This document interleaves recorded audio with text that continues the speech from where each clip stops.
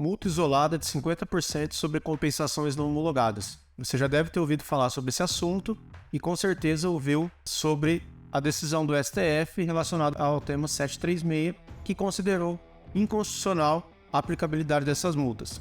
Então, é sobre essas questões que eu vou tratar nesse vídeo e principalmente em relação às oportunidades que vocês podem ter aí nos trabalhos de recuperações tributárias.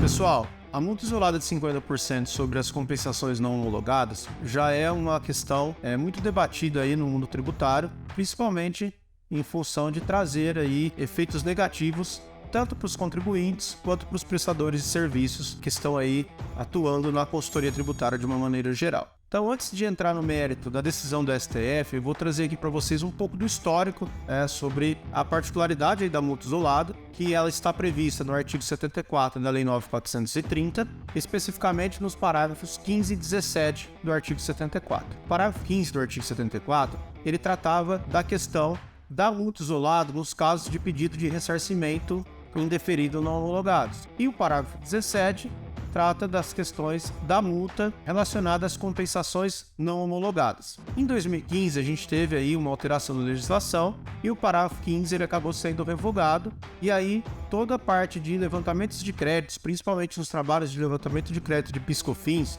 onde a gente tem aí muitos casos, valores consideráveis de créditos apurados, mudou-se aí a estratégia de monetização desses créditos. Por quê? Porque muitos contribuintes, com medo de ter a multa isolada, acabavam por não fazer os trabalhos ou muitas vezes faziam esse trabalho com receio. A partir de 2015, quando veio a questão da revogação do parágrafo 15, nós tivemos aí uma alternativa adicional nos trabalhos de levantamento de crédito, que era, ao invés de fazer compensações e estarmos sujeitos a riscos da multa isolada de 50%, nós fazíamos pedidos de ressarcimento e aguardávamos o recebimento da receita. No passado, esses recebimentos eram muito mais demorados, até que, com o passar do tempo, criou-se uma jurisprudência em que a Receita teria 360 dias, ou seja, um tempo hábil para a Receita avaliar os pedidos de ressarcimento seria 360 dias. Passado esse prazo, caberia ao contribuinte aí a possibilidade de ingressar com mandado de segurança. O ponto é que a multa isolada para pedidos de compensação, ela sempre teve e sempre foi aplicada pela Receita. Já tivemos vários casos em que o contribuinte foi notificado de não homologação de compensações e automaticamente gerou aí a multa isolada de 50%.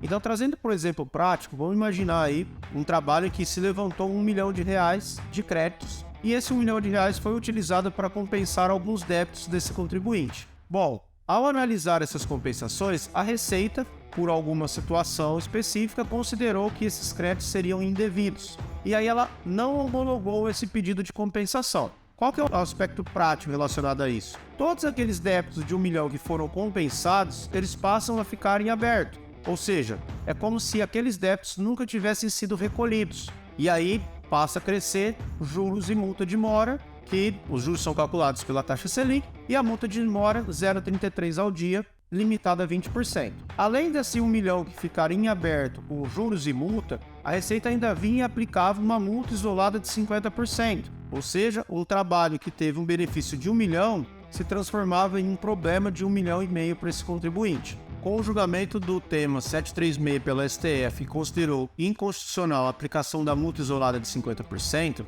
os casos de levantamentos de créditos, por exemplo, de PIS e COFINS, aqui nasce uma oportunidade para que a gente possa mudar aí a sistemática de monetização desses créditos. Por quê? Porque nos trabalhos, quando nós falávamos para o cliente, olha, a partir de 2015, com a revogação do parágrafo 15 do artigo 74 da 9.430, os pedidos de ressarcimento eles não têm previsão de multa isolada de 50%.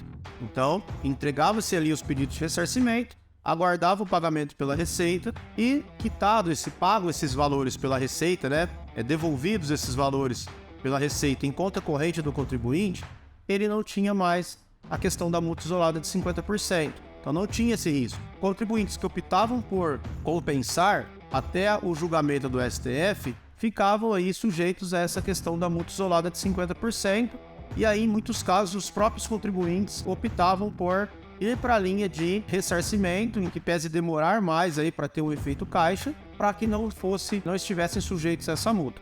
Então, com essa decisão, muda um pouco a sistemática dos trabalhos e os contribuintes podem aí ter um ganho de fluxo de caixa, porque eles podem aí compensar esses tributos, né, pagos indevidamente ou créditos ressarcíveis, para diminuir os débitos do dia a dia, né, o débito do mês a mês, e com isso deixar de ter um desencaixe financeiro, aumentando assim o seu fluxo de caixa. Um ponto que a gente precisa observar é que a decisão ainda não trouxe nenhum efeito modulatório, então uma outra oportunidade que pode vir a ter para nós tributaristas é reaver eventuais multas aplicadas no passado ou discutir questões de multas que já foram recolhidas no passado, mas isso vai depender de como vai vir aí a modulação dos efeitos dessa decisão. O ponto é que abre-se uma janela de oportunidade de mudar a estratégia nos trabalhos de levantamento de crédito e chega aí o consenso de uma aplicação de uma multa que, né, não tinha praticamente respaldo legal algum, era uma multa totalmente confiscatória,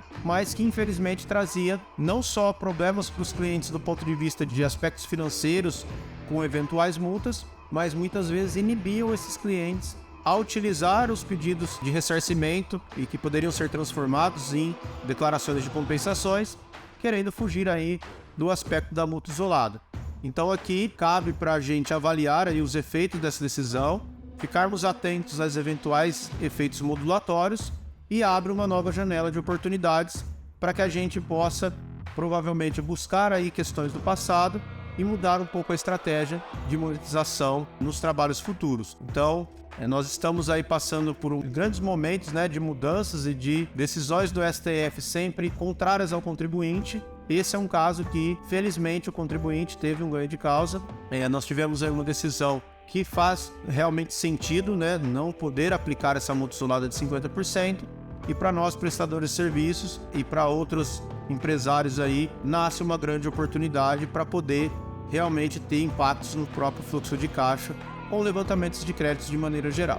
Então espero que vocês tenham gostado do vídeo. Se ficou alguma dúvida, deixe aqui nos comentários. Peço que vocês encaminhem esse vídeo para outros tributaristas, para outros empresários, porque provavelmente vários empresários já foram notificados e autuados com essa multa, para que eles possam aí saber que provavelmente nós vamos ter aí uma oportunidade de reaver esses valores ou discutir eventualmente algumas multas que já foram aplicadas. Então espero que vocês tenham gostado do vídeo. Curta, comente, compartilhe e nos vemos no próximo vídeo.